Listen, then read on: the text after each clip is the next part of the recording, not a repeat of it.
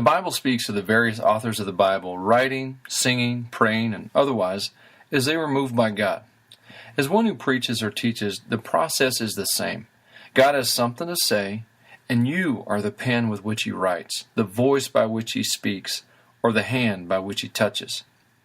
The process moves from God through you to them. When we refer to them, it could be anyone to whom you have the privilege to share. A church, study group, co-workers, you name them. God has something for all of them. The beginning of the message, however, is you. It's not likely that people are able to separate the message from the messenger. You must be consistent with your message, as well as authentic and transparent in relation to your message. You are a Christ follower. You're not perfect. In fact, you're very sinful, and you need the message as much, if not more, than anyone else. The people of New Testament times understood communication to occur on 3 levels. Those levels are the ethos, pathos, and logos, the character, experience, and logic of the messenger. It makes sense to use the same flow for our purpose, as we share a message first introduced in that same culture and fashion. That being said, your ethos or character is the beginning concern. You must be aligned with and even humbled by your message. And then we move to your pathos or your passion or your experience, because it's your experience that connects with individuals. Your story is the most powerful tool you have to get beyond anyone's resistance to the truth and pry at their very hearts.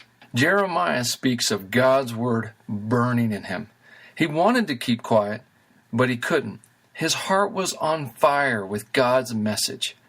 Many would love to ignore the passion of the word and wish we could merely reason others to right living, but it won't happen.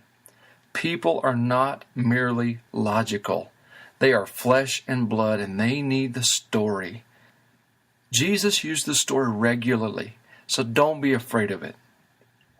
And then we have the logos, the word, the logic, or the philosophy.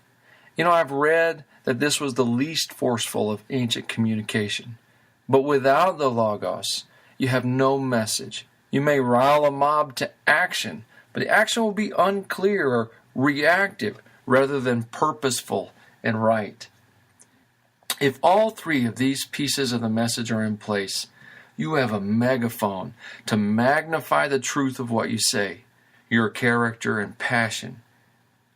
However, no matter how sound your philosophy, your character and passion can be a wall between yourself and your audience.